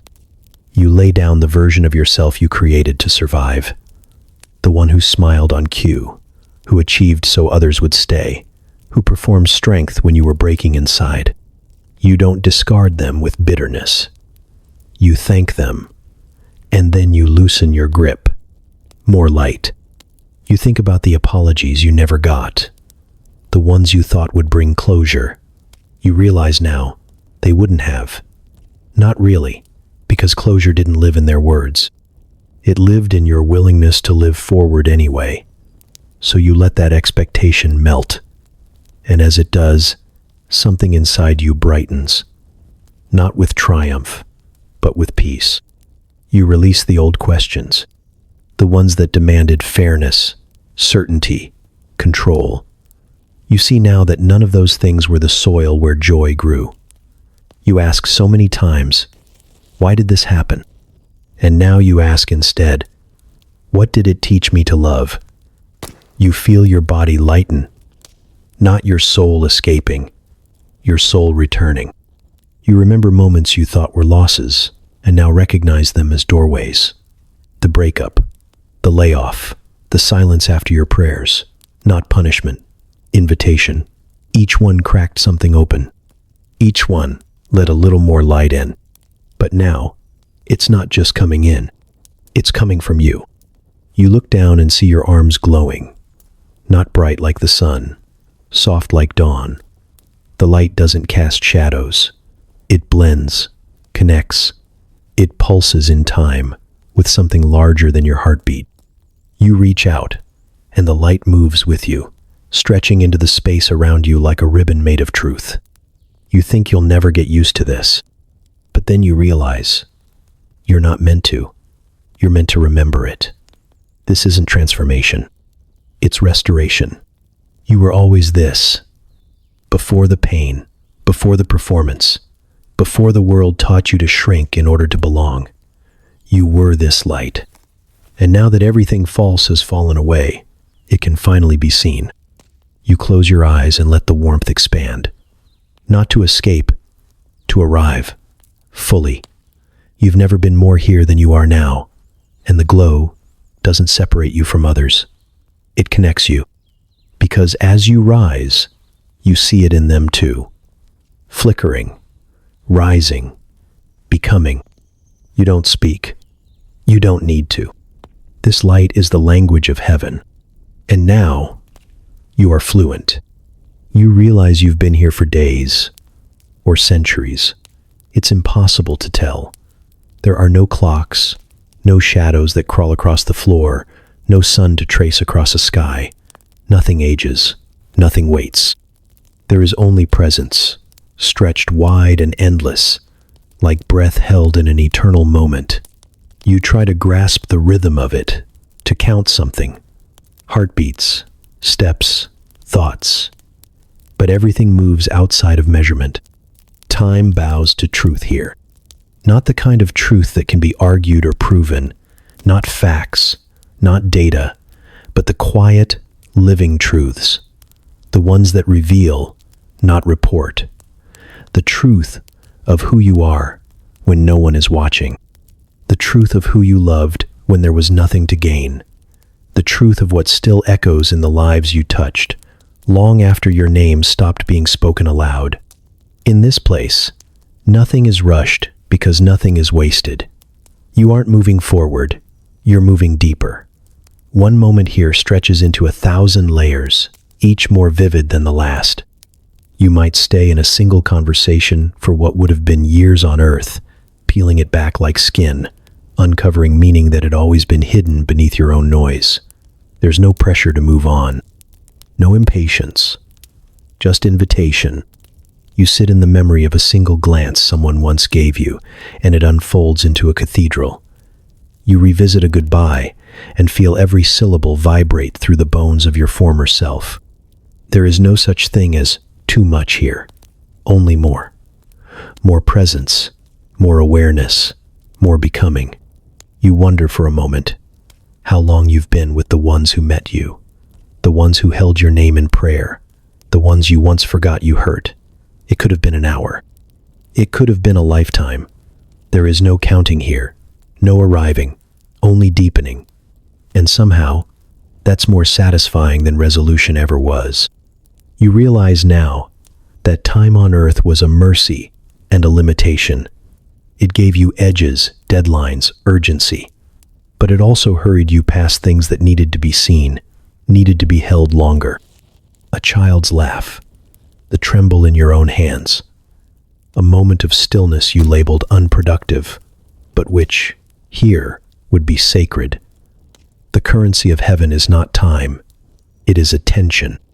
And now, attention is all you have.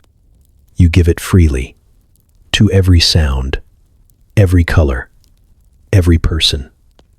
You learn how to listen not with ears, but with presence. You learn how to be somewhere without needing to leave. You learn that eternity is not endless length. It is endless depth, and depth changes you. There is no fear of missing out, because there is nothing to miss. Every soul here is on their own spiral of discovery, and none of it competes. Nothing overlaps unless it's meant to. Even silence has texture. Even stillness has motion. You walk through the same grove 100 times, and it is never the same, because you are never the same. You're not passing through time. You are being shaped outside of it. And when the thought comes, when will this end? It doesn't come with dread or hope. It just flickers and fades, unnecessary, because nothing here ends. It simply becomes more true. You could stay in this single breath for 1,000 years and never grow tired, because in each breath is more love than you ever knew to ask for. Eventually, you forget to count. You stop needing to ask how long. You remember instead how full. You walk into fire that doesn't burn. There's no warning, no voice from the sky telling you to prepare. You simply arrive at its edge, and something in you already knows it's time. It doesn't rage. It doesn't crackle. It glows, warm and quiet, like the last embers of a long-kept promise. It flickers without threat, pulsing with something closer to invitation than danger. It doesn't demand your fear. It waits for your trust. You step forward. The heat greets you not on your skin, but under it. It doesn't scorch. It searches through your limbs, your memory, your marrow. It finds the pieces you clutched too long. Old resentments disguised as strength. Lies you believed about who you had to be. Grief you never gave yourself permission to feel. It coils around each one, not to punish, but to release. It removes everything you were never meant to carry. You feel it first in your shoulders. A weight loosens that you'd forgotten was there. A name someone once called you. Maybe in anger, maybe in ignorance, but it's stuck. Melts from your spine like ash. You feel it drift away without sound. It had shaped you for years, that word. Built walls inside you. But the fire doesn't argue with it. It just takes it. You step deeper. More begins to fall away. Expectations you wrapped yourself in to feel worthy. Apologies you owed yourself but kept postponing. The habit of shrinking so others wouldn't feel small. You feel them all leave your body, not in pieces, but in layers. Peeling like old paint, like clothes soaked through, like skin that no longer fits. You never realized how heavy survival had become until it was gone. You expect pain, but what comes is clarity. The fire isn't cruel, it's honest. It doesn't ask for payment, it asks for permission. And you, standing in its center, realize that all your life you've mistaken endurance for identity. You thought holding on meant strength. But here, in the light, you learn that release is stronger, softer, more sacred. You remember the day you first believed you weren't enough. The fire touches that place gently. It doesn't erase the memory, it honors it. Then it unhooks its grip from your bones. You remember the betrayal that shaped your silence. The fire holds it with reverence, then lets it crumble. The ache stays for a moment, raw and real. Then it's lifted, not by force, but by grace. You begin to cry. Not from pain, from recognition. This fire sees everything, and still, it embraces you. You let it reach your chest, the place where you tucked away all your secret fears, that if people really knew you, they'd leave, that you had to earn love through usefulness, that you were only as safe as your ability to stay strong. One by one, the fire moves through those places and replaces the weight with light. Not the kind that blinds, the kind that reveals. You've never felt more exposed. You've never felt more free. The fire wraps around your hands, your feet, your jaw. It lingers at your throat, not to silence you, but to return your voice. You forgot how much you held there.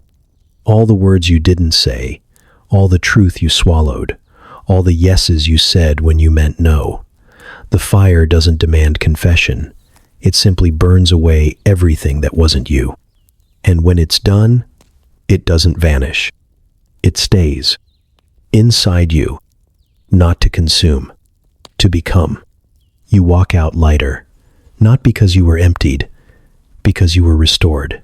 You still carry your scars, but now they glow, because now they've been through the fire, and they are holy. A man approaches, not radiant, not theatrical. There's no halo, no robe glowing in gold, just a presence that feels both impossibly ordinary and unspeakably vast. He looks like someone you've passed on the street, someone who might hold a door open or nod politely in line. And yet, everything in you stills, not from fear, from recognition, the kind that goes deeper than sight, deeper than memory, deeper than anything your mind can contain. He doesn't introduce himself. He doesn't need to. You know, he stands in front of you, not towering, not distant, not demanding reverence, just there, fully, entirely. Like he's been waiting, not to test or judge, but to see you and to let you see him. And when he lifts his hands, slowly, simply, without performance, you see them. The nail marks, not gory, not grotesque, but real. Real, in a way that makes your breath catch and your knees feel too soft to stand on. The scars are not wounds anymore. They do not bleed, but they speak. Louder than any sermon you've ever heard. Louder than any doubt you ever carried. They speak of suffering without bitterness, of love without condition, of a cost already paid. You can't look away, because in those scars is every moment you believed you were alone. Every hour you begged for mercy and felt none come. Every corner of shame you tucked into the folds of your identity, convinced it made you unworthy. And in the face of those things, the marks do not accuse. They answer. You thought love had limits. You thought it measured worth by behavior, that it waited for you to earn it. You thought maybe it expired after too many failures, or that it was too sacred to touch someone like you. But those scars say otherwise. They are proof of love that went farther than you ever dared hope. And then he touches you. Not with drama, not with lightning from the sky. Just his hand on your shoulder, steady, grounded, impossibly gentle. And the moment his skin meets yours, the memory floods back. Not of him, but of you. The real you. The one you forgot. The one who is not defined by what was done to you or what you've done. The one who was loved before you had a name and will be loved long after time lets go of its grip. You remember how loved you are, not because he says it, because you feel it. And not just the kind of love that comforts, the kind that knew everything. Your weakness, your resentment, your worst thought, and came anyway. Sat with you anyway. Waited, without force, without threat, without requirement. He didn't need you to believe in him to carry you. He didn't need your perfection. He only wanted your permission. You feel everything begin to unravel. All the stories you told yourself about what makes a person worthy. All the measuring sticks. All the striving. All the masks. They fall, not in shame. In relief. He doesn't explain your pain. He doesn't justify the silence. He just stays, present, scars and all. And in that staying, in that touch, you learn something that unhooks something deep in your spirit. You were never expected to carry the whole thing. You were never expected to heal yourself. You were only expected to let love find you. And it has. Not in glory, not in spectacle, but in a scarred hand on your shoulder, whispering the most sacred truth of all. You were worth it. God does not sit on a chair. There is no golden throne, no elevated platform wrapped in robes and ceremony, no audience chamber where you must kneel and wait your turn. You expected something regal, something that declared majesty with distance. Instead, what you find is the absence of separation. There is no curtain to pull back, no hierarchy to ascend. He is already here. He is the light, the language, the law, not as rules carved into stone or enforced by fear, but as the pulse that holds all of this together. You don't see him with your eyes. You feel him with everything else. He is in the breath you take without realizing. He is in the way your thoughts quiet without being asked. He is in the hush that falls over you when your questions are replaced, not with answers, but with understanding. And yet, somehow, he is also personal. He is not above you. He is in you. You walk through a field, through wind, through memory, and every step brings new layers of awareness, of moments when he was nearer than your skin, and you missed it. Not because he hid, because you were looking for a crown when he had become the space between your cells. You were waiting for a voice when he had become the silence that never left. There is no coronation here, no jewels, no declarations, only presence. Only this sense that the throne was never meant to be sat on. It was meant to be shared. Not in power, in being. You begin to understand. This is not a kingdom ruled. It is a reality sustained. Not by dominance, by devotion. Everything bows to him, not because it's forced, but because it remembers. Even the light tilts gently in his direction. You stop walking. There is no destination, just stillness. And in that stillness, something shifts.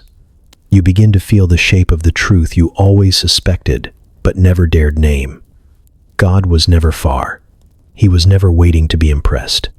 He was never a figure on a throne you had to approach with trembling hands and a speech prepared. He was the voice that whispered when you wept, the rhythm behind every act of compassion, the quiet strength in your spine when you almost gave up. You remember the time you stared at a hospital ceiling, numb, asking if anyone was listening. You remember how nothing replied. And now you see that he was the nothing, not absence. Stillness too deep for sound. You remember being told God was high above, holy in the way that meant untouchable. But here, holiness is not distance. Holiness is intimacy you can't undo. The light thickens around you, not heavy, not blinding, just full. You breathe, and it breathes with you, not like something observing, but something choosing to dwell. You feel held, not from the outside in, but from the inside out. Every part of you that ever felt orphaned now rests in something ancient, infinite, unshaken. And you realize, a crown would have been too small. No symbol could hold this. No chair could bear the weight of what he is. He is not a ruler in robes. He is the pulse of every star, the ache in every longing, the joy that doesn't need a reason. He is justice without vengeance, power without pride, presence without pressure. He is the throne and the earth and the whisper that called your name before anyone else had the words for you. You feel it in your chest. The knowing. You don't have to strive anymore. He was never sitting above you. He was always sitting with you. It overwhelms you. Not all at once, but like a tide. Slow, sure, undeniable. It begins somewhere deep, beneath language, beneath breath. A fullness in your chest you can't name, like something long buried has finally cracked open. You brace for it to hurt, because on earth, when something that heavy rises, it usually does. But this does not wound. It frees. You're not just forgiven. You're known. Fully. Not the version of you rehearsed. Not the one you tried to curate through effort and good intentions. Not the one others liked or rejected or misunderstood. Here, there is no hiding. Every corner of you is seen. Not just the bright parts, the generous parts, the parts you learned how to share, but the jagged edges, the hidden doubts, the silent anger, the tired, tender ache of wanting to be enough. All of it uncovered, all of it seen. and wanted. That's what undoes you. Not the absolution, not the mercy, but the longing behind it. The way this place, this presence, never once asked you to become more acceptable before it reached for you. You feel it in every molecule of the air. You were never merely tolerated. You were pursued, desired, before you proved anything, before you understood how to ask. You fall to your knees, not because you're told to, not because it's expected, but because your body can't hold the weight of this beauty standing up. The tears come faster than thought. Not the kind that carry shame or sorrow. They come with clarity, with the sudden awareness that this love was the echo in every lonely moment, the hum beneath every quiet hope, the warmth you felt when there was no hand to hold. You weep, and it's holy. Not dramatic, not loud, just complete. Like every emotion you push down for the sake of surviving has been given permission to rise and be loved too. You cry for the child you were, the questions you carried, the guilt you couldn't shake, the moments of joy you never let yourself fully feel. You cry because, for the first time, you are held without condition. You feel hands, not physical, but real nonetheless, on your shoulders. They do not press down, they lift. You don't need to look up to know who they belong to. You've already seen the scars, already felt the gentleness behind them. He doesn't say anything. He doesn't need to. His presence speaks the thing your soul has been waiting to hear since the moment it was born. I have always loved you. You don't have to respond. Your tears say it all. Thank you. I didn't know. I was afraid I'd missed it. I didn't think I was enough. You feel the answers before the questions are even fully formed. You were never meant to earn it. You were only meant to receive it. And now you do. The joy doesn't lift you from grief. It carries it with kindness. Here, even sorrow is sacred. You weep with joy not because the past has been erased, but because it has been redeemed. Every wound, every failure, every mischance now glows with the soft outline of grace. Nothing is wasted. Nothing is lost. Nothing is beyond love's reach. You press your forehead to the ground. It feels like home. Not the home you came from. The home that made you. You could stay like this forever. Folded, weeping, whole. But you know, even in this stillness, something in you is being remade, not changed, revealed. You've always been this beloved. You just didn't know the language to believe it. Now, you don't need the language. Now, you are fluent in joy.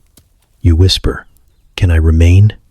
It slips out before you can stop it, barely more than breath, but every part of you means it. Not as a request, not even a plea. It's a longing too deep for words, formed from every moment here, every touch of grace, every breath of light, every whisper that undid your shame and rewrote your name. This place is not just beautiful, it is true. And for the first time, you feel like something in you matches the space around you. You belong. So you ask, and the answer comes, not in thunder, not in warning, not from a voice above, but from within. A knowing, immediate, gentle, stronger than sound. Not yet. It's not rejection, not banishment. It doesn't come with urgency or punishment. There is no shadow in the reply, only love. But it still hurts in a way that surprises you. Because for the first time, the ache isn't from longing to leave somewhere. It's from having tasted home and being asked to go. You close your eyes, hoping that maybe if you just stay still enough, quiet enough, you might blend into the light and be allowed to linger. But this place does not work by hiding, and love never deceives. You feel a hand brush yours, the one marked by nails. His presence is beside you, not to comfort your disappointment, but to hold your returning. He doesn't explain why. He doesn't need to. In that single touch, you understand something vast. Your time here was not to escape the world, but to remember something true enough to carry back into it. What you experienced here, this light, this clarity, this healing, it wasn't given to you as a reward. It was given as a seed. And seeds are not meant to stay in gardens. You want to argue, want to say you've done enough, heard enough, tried enough, that surely this was the finish line, that surely you've crossed the last threshold and can finally rest. But he doesn't respond to effort. He only responds to surrender. You know the look in his eyes. You've seen it before, every time you were about to break, and still, somehow kept going. Every time you reached out when you didn't feel ready. Every time you loved again after loss. That same look is here. And it says, you are not finished yet. He shows you. Again, not in images, but in presence. What still waits for you there? A face that hasn't yet seen your forgiveness. A conversation that will crack open something in someone else. A single moment you don't know is coming, but that will shift a life because of how you'll show up. You see that your return is not exile. It is assignment. And now, with more ache than words, you understand. Heaven is not a destination. It's a reflection. A mirror you carry back into time. A memory you bring into moments. A fire you keep alive, not with perfection, but with presence. You are being asked not to leave this behind, but to become it where it's needed most. You nod, though your heart feels like it will tear in two. And then something strange happens. As you prepare to return, the place around you doesn't fade. It doesn't retreat. It moves into you. Every note of the city's hum, every face from the field, every shimmer of the garden, every echo of the river. You feel them anchor inside you, not as memories, as realities. You aren't leaving heaven. You're carrying it. And in that, the answer becomes clearer. You ask to remain. And he, still holding your hand, answers, not with no, but with now go, and remain there. You look down and see the world through heaven's eyes, but it doesn't feel like looking down at all.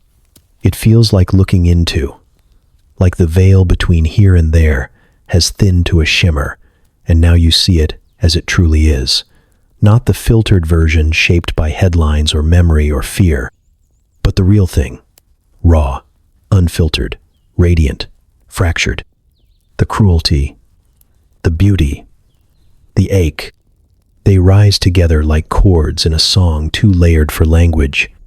You see a mother washing dishes alone in silence, her back bent slightly, not from age, but from years of carrying everyone else's needs before her own. Her hands move without thought, without thanks.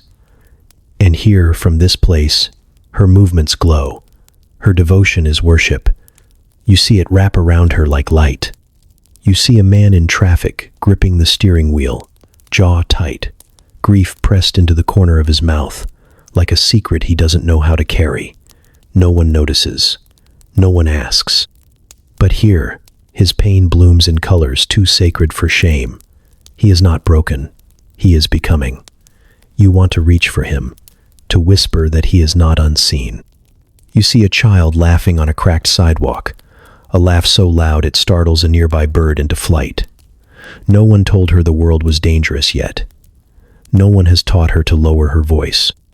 And heaven leans closer, not to hush her, but to echo her joy. The sound ripples outward, touching lives she will never meet.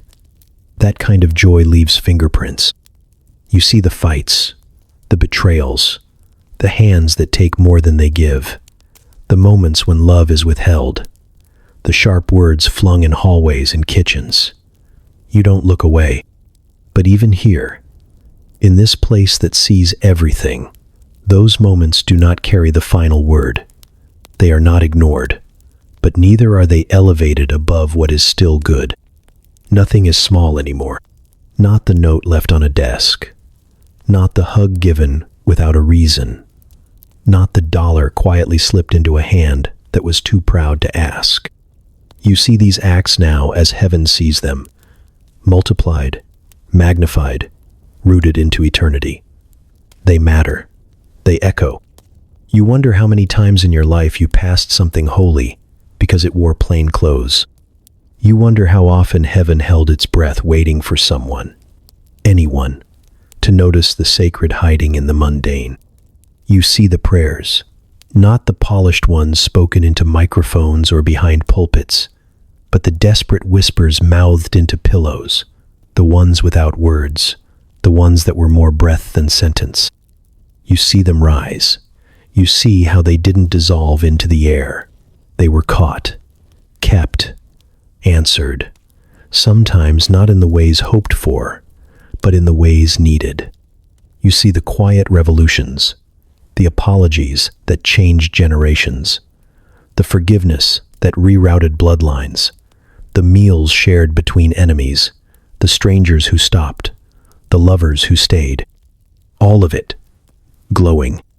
You realize how much heaven weaves through earth without announcement. How often the divine speaks in subtleties, in choices, in pauses. You begin to understand that the world was never abandoned. It was always being held, even in the places most wounded, especially there. And then, something in you shifts, not in grief, in resolve. Because now you know what it looks like when seen from this side. And once you've seen it, you can't unsee it. Once you've felt it, you can't unknow what even the smallest kindness might do. Heaven does not ask you to fix the world. It asks you to see it, fully, honestly, and still say, it is worth loving. You feel heaven ache for earth, not as something broken to be discarded, but as something wounded that still sings. The ache doesn't come like thunder. It doesn't tear through the sky with fury or roar with condemnation. It comes as a pulse, slow, steady, unyielding, moving through everything like a heartbeat too large to be contained. You don't hear it, you feel it. And when you do, it buckles something inside you, because it's not pain that heaven carries. It's love, not soft, not abstract, but wild, relentless love. The kind that waits at doors that never open, the kind that returns again and again, even when turned away. The kind that refuses to let go, even when the other hand has long since pulled back. This isn't distant affection. This is ache. The kind that lives in the chest of a parent, watching their child run toward a cliff, whispering, "Please, come home." You sense it when you look at the world again, not from above, but through the eyes of the one who made it. There is no disgust there, no apathy. There is heartbreak, yes, but not the kind that gives up, the kind that still hopes. You see people caught in cycles of harm, unaware of how deeply they are loved. You see injustice wrapped in systems, tangled in generations, and still heaven leans in, not with vengeance, but with tears. You thought heaven was removed from sorrow, but here you learn the deepest sorrow is not human. It is divine, because to love fully is to ache constantly. You feel it when the forgotten are passed by again, when someone who tried their whole life to be seen fades in silence, when a child learns to hide their tenderness too soon. You feel heaven draw near, not with platitudes, but with presence. There is no flinching, no pulling back. The light presses into the pain, not to erase it, but to sit with it, to say, "I'm not leaving." You see the moments heaven almost breaks through, the split second before a cruel word is spoken, the hesitation before someone walks away, the breath right before forgiveness is chosen. Those are the cracks in the wall, the places where the ache stretches out a hand, hoping to be let in, not to overpower, to accompany. Heaven is not waiting with a checklist. It is waiting with arms open, not for the perfect, but for the willing. Not for those who have everything sorted, but for those whose hands are empty enough to receive. You feel the ache reach for them all, the self-righteous, the exhausted, the lost, the ones who think they've gone too far, the ones who think they've arrived. None of them are beyond it. All of them are wanted. The ache doesn't sleep. It doesn't lessen. Because love that big never stops aching for what it knows can still be healed. And now you carry it too. It slips inside you, unnoticed at first. Just a tug in your chest, like gravity pulling in a new direction. But it grows, not as a burden, but as a calling. You begin to see Earth differently. Not just the beauty, not just the pain, but the invitation inside both. An invitation to love like that, to ache like that, not with despair, but with hope so stubborn it keeps showing up, even when nothing seems to change. You realize the ache is not weakness. It is heaven's most powerful force, because only what loves without end can ache without fear. And you, once only a visitor, now carry that ache as your own. You are asked one question: will you carry this back? There is no pressure in the voice, no command masked as inquiry, just the question, placed in front of you with the kind of reverence that makes it impossible to treat lightly. It doesn't echo like thunder. It doesn't flash like lightning. It settles instead like a seed in your chest. Small, quiet, undeniable. The kind of question that doesn't demand an answer, only invites one. You hesitate, not because you don't love what you've been shown, not because you don't believe in it, but because now, with your eyes open this wide, you know exactly what carrying it will cost. You feel the weight of that knowledge before a single word is spoken. You know what it means to return to a place where time still rules, and love is often conditional, where pain speaks louder than peace, where people forget, where you once forgot too. To carry heaven into earth is not to be worshipped. It is to be misunderstood. You will not come back shining. You will come back soft, softer than the world knows how to hold. You will look like weakness to some, foolishness to others. You will be asked to sit in grief without fixing it, to walk with people who wound you, to listen more than you speak. You will be called to love in ways that will leave you aching with the very ache that once undid you here. You will be asked to live as a doorway, not a destination. And that is why you pause, not out of fear, out of reverence, because what they are asking is not small, it is not poetic, it is everything. Will you live in such a way that heaven continues breaking through, not in spectacle, but in small, quiet, stubborn acts of grace? Will you carry this back? You think of the faces you saw here, the ones who forgave you, the ones who prayed for you, the ones who met you in the fields and the fire and the river. You remember what it felt like to be fully known, fully loved, fully restored. You remember the voice that called you by the name only heaven ever knew. You remember the light not that descended into you, but rose from within you. And then say, yes. Not with a trumpet blast, not with a lifted chin or clenched fist, but with your hands open, with your eyes wide, with your heart still breaking in the best possible way. You say yes, knowing that it will cost you something, knowing that the world you are returning to will not look like this place, but might still be shaped by it, if even in flickers. Because now you are not just someone who believes in heaven. You are someone who remembers it. You will carry that memory into boardrooms and bedrooms and sidewalks and hospital rooms. You will carry it in the way you speak to children and in the way you treat people who do not agree with you. You will carry it not with banners, but with patience, with presence, with your willingness to stay when others walk away. And the moment you say yes, something inside you shifts. The wind changes, the light leans closer. You feel something seal itself in you, not like a stamp, but like a vow. You are not going alone. You never were. What you saw here, the mercy, the fire, the song, the garden, it is going with you, not just as memory, as mission. You turn, slowly, one last time. You do not feel banished. You feel sent. Back in your body. There is no warning, no slow descent, no gentle fade, just a jolt, the rush of oxygen returning like floodwater after drought. You gasp, mouth open, ribs expanding with a sudden urgency, like breath is something you've just been taught how to need again. The air is stale and sterile and cold, and yet you hold it like a gift, like it was loaned to you, returned with mercy. Your eyes open. Fluorescent lights buzz above you, casting a pale blue glow across white ceilings, dull metal, plastic tubing. Machines beep without rhythm or soul. It is not beautiful. It is not sacred. And yet it is holy.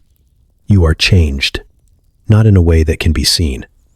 The nurses rushing in, the hands gripping charts and pressing buttons. They don't know.